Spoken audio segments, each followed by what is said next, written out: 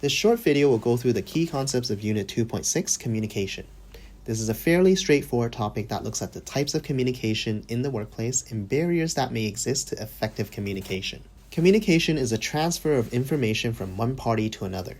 Everyone in a business spends a lot of time communicating with one another to ensure everyone has sufficient information, and this communication can occur in many ways. We can group these into formal and informal communication. Formal methods of communication is the flow and exchange of information through predefined or official channels. This is typically decided by the organization and followed by employees. There are a number of formal communication methods that you should know, such as meetings, emails, letters, press releases, and more. Further details on these can be found in the video on our website. Formal methods of communication aim to provide coordination across different departments and create consistency in workplace communication. Informal methods of communication is the flow and exchange of information through unofficial and unstructured methods. These do not follow official channels and protocols. There are a number of informal communication methods you should know, including body language and small talk.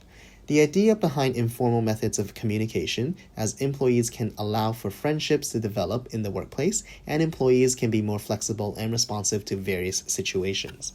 There can also be barriers to communication, which are obstacles to effective communication. Some of the barriers to communication can include language barriers. Different people in the organization speak different languages, for example.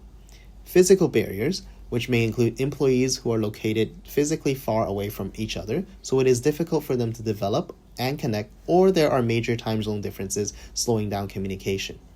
And finally, technological barriers, which includes poor connectivity or a lack of access to the appropriate technology, which slows down the communication. Firms need to figure out a way to overcome these barriers to prevent them from significantly impacting the business, as this can ultimately slow decision-making and lead to reduced productivity and efficiency, as well as increased employee frustration.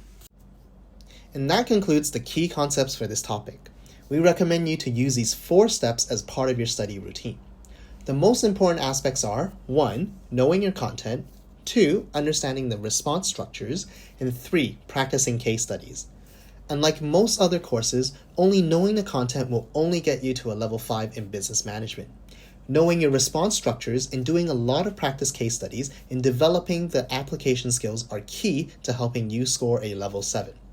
If at any point you need any personalized help or tutoring or any part of the business management course, from content to response structures to case studies or the IA and the extended essay, feel free to get in touch with us via email or WhatsApp.